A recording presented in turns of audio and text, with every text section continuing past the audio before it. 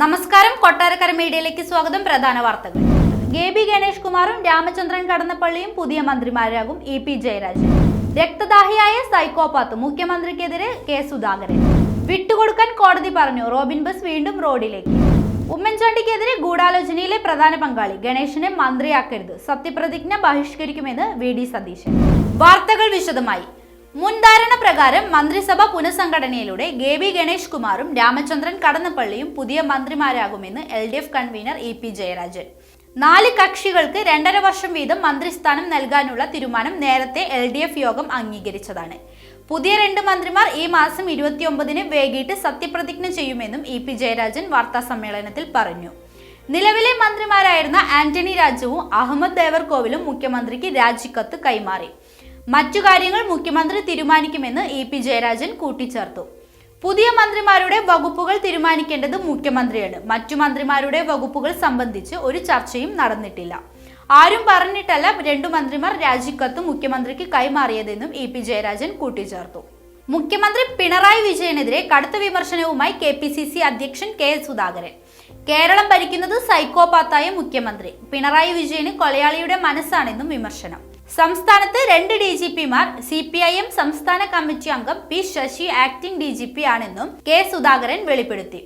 നവകേരള സദസ്സുമായി ബന്ധപ്പെട്ടുണ്ടായ സംഘർഷങ്ങളിൽ judicial അന്വേഷണം വേണമെന്ന് അദ്ദേഹം ആവശ്യപ്പെട്ടു. തിരുവനന്തപുരത്ത് ഇന്ദിരാഭവനിൽ നടത്തിയ വാർത്താ സമ്മേളനത്തിലാണ് മുഖ്യമന്ത്രി പിണറായി വിജയനെതിരെയും സംസ്ഥാന പോലീസിനെതിരെയും കെ. സുധാകരൻ ആഞ്ഞടിച്ചത്. കേരള ചരിത്രത്തിൽ ആദ്യ സംഭവമാണ് DGP ഓഫീസിന് മുന്നിലുണ്ടായത്. കേരളത്തിലെ കോൺഗ്രസ് ഒന്നടക്കം വാഷ് ഔട്ട് ആകുമായിരുന്നു. മുഖ്യമന്ത്രി ആക്രമണങ്ങളെ പ്രോത്സാഹിപ്പിക്കുന്നു. കറുത്തുകൊടി ഉയർത്തി കാണിച്ചാൽ ഇത്രയധികം ചെയ്യേണ്ടതുണ്ടോ? എന്തിനാണ് മുഖ്യമന്ത്രി ഇത്ര ഭയപ്പെടുന്നതെന്നും കെ. സുധാകരൻ ചോദിച്ചു. മോട്ടോർ വാഹന വകുപ്പിന്റെ പരിശോധനയ്ക്ക് ശേഷം റോബിൻ ബസ് ഉടമയ്ക്ക് വിട്ടുകൊടുത്തു. ബസ് വിട്ടുകൊടുക്കാൻ പത്തനംതിട്ട ജുഡീഷ്യൽ മജിസ്ട്രേറ്റ് കോടതി ഇന്നലെ ഉത്തരവിട്ടിരുന്നു. നിലവിലെ നിയമപ്രകാരം മാത്രം സർവീസ് നടത്താമെന്നും അല്ലെങ്കിൽ നടപടി ഉണ്ടാകുമെന്നും മോട്ടോർ വാഹന വകുപ്പ് അറിയിച്ചു. നിയമലംഘനത്തിന്റെ പേരിൽ കഴിഞ്ഞ മാസം 24-ന് പുലർച്ചെയാണ് റോബിൻ ബസ് കസ്റ്റഡിയിലെടുത്തത്. ഉടമ ഇന്നലെ പോലീസിനെ സമീപിച്ചെങ്കിലും ബസ് വിട്ടുകൊടുത്തിരുന്നില്ല. കോടതി നിർദ്ദേശം പരിഗണിച്ചാണ് ഇപ്പോൾ ബസ് വിട്ടു നൽകുന്നത്. നിയമലംഘനത്തിന് ചുമത്തിയ 82,000 രൂപ പിഴ അടച്ച സാഹചര്യത്തിലാണ് ബസ് വിട്ടുകൊടുക്കാനുള്ള ഉത്തരവ് കോടതി പുറപ്പെടുവിച്ചത്. പെർമിറ്റ് ലംഘനം ചൂണ്ടിക്കാട്ടിയായിരുന്നു MVD റോബിൻ ബസ് കസ്റ്റഡിയിലെടുത്തത്.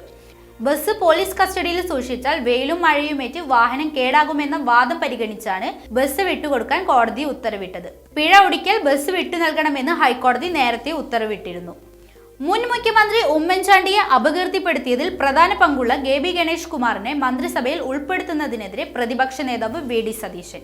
ഗണേഷ് കുമാറിനെ മന്ത്രിയാക്കാനുള്ള തീരുമാനത്തിൽ നിന്ന് LDFും മുഖ്യമന്ത്രിയും പിന്മാറണമെന്ന് സതീശൻ ആവശ്യപ്പെട്ടു. മന്ത്രിമാരുടെ സത്യപ്രതിജ്ഞാ ചടങ്ങ് UDF ബഹിഷ്കരിക്കുമെന്നും അദ്ദേഹം കൂട്ടിച്ചേർത്തു. മുൻ മുഖ്യമന്ത്രി ഉമ്മൻചാണ്ടിയെ അപകീർത്തിപ്പെടുത്താൻ ശ്രമിച്ചു എന്നതിന്റെ പേരിൽ ഗണേഷ് കുമാറിനെ കോടതിയിൽ കേസ് നടക്കുകയാണ്. ആ വിഷയം അന്വേഷിച്ച CBIയുടെ റിപ്പോർട്ടിൽ ഉമ്മൻചാണ്ടിയെ അപകീർത്തിപ്പെടുത്തുന്നതിൽ വലിയ ഗൂഢാലോചന നടന്നു എന്നാണ് പറയുന്നത്. ആ ഗൂഢാലോചനയിലെ ഏറ്റവും പ്രധാന പങ്കാളിയാണ് ഗണേഷ് കുമാർ. അതുകൊണ്ട് തന്നെ അദ്ദേഹത്തെ മന്ത്രിയാക്കാനുള്ള തീരുമാനത്തിൽ നിന്ന് ഇടതുമുന്നണിയും മുഖ്യമന്ത്രിയും പിന്മാറണമെന്ന് ഞങ്ങൾ ആവശ്യപ്പെടുകയാണെന്ന് സതീശൻ പറഞ്ഞു.